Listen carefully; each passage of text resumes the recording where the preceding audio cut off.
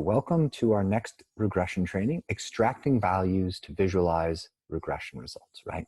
We're pulling information out of regressions. We're pulling regression coefficients, standard errors, which are measures of uncertainty, things like p-values, which we use to test hypotheses, and confidence intervals. We're pulling all this information out of the regression so we can make pictures, right?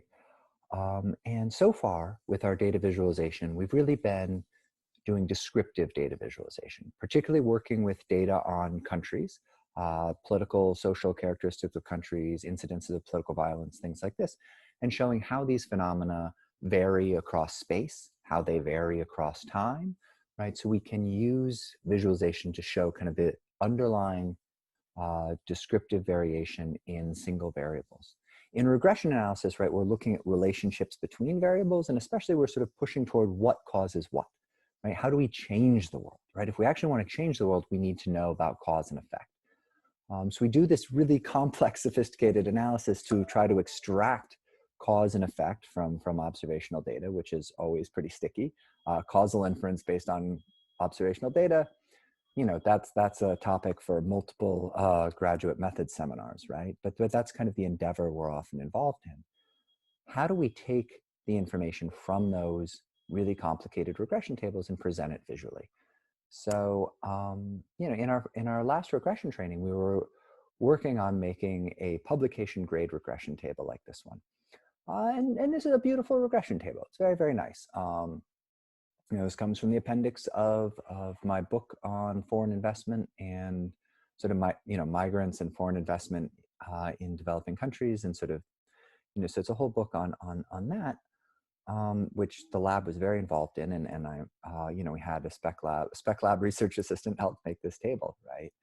But in the context of presenting this to human beings, this is fine in the appendix of a book where specialists go and look for the details of regression, and it's got all the information you want, exact coefficients, standard errors on every variable, the number of observations, all this different kind of stuff about the model.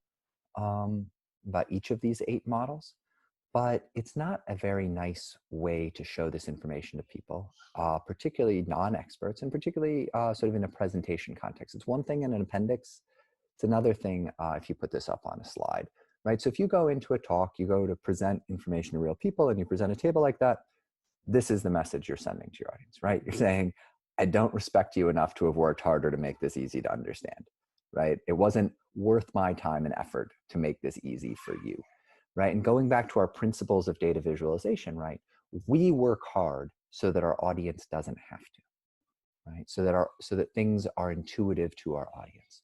So thinking back to that regression table you just saw, there were 8 models in that table. Here's the results of 6 of those models, actually, the key results. Right? So we've got 2 different independent variables of interest here, 2 different ways to sort of conceptualize diaspora involvement here. So we're trying to compare and contrast firms that are owned or managed by a migrant or a first or a second generation, a first or a second generation immigrant, which we call diasporans. So some of these firms are, sometimes we say owned or managed, right? We'll just say diaspora affiliated, and sometimes we'll just look at our independent variable of interest as diaspora owned. So we've got 2 different ways to think about each of these models, and we've got 3 different outcomes that we're looking at.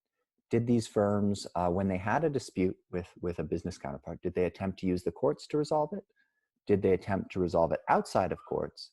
And if they attempted outside of courts, did they use social ties to try to do so, right? And we see that these firms that are diaspora owned and diaspora affiliated are more likely to attempt resolution outside of courts, and particularly diaspora affiliated firms, those that are diaspora managed in particular, are really out here much more likely to use social ties to seek resolution, right? So we're seeing some patterns that relate. Are there migrants in your ownership and management? And how are you resolving disputes with your business counterparts? You're avoiding the formal court system, and particularly if you have a migrant manager, you're more likely to be using social ties to enforce those contracts, right? And so a picture like this is just going to be a lot more tractable than a big gnarly regression table.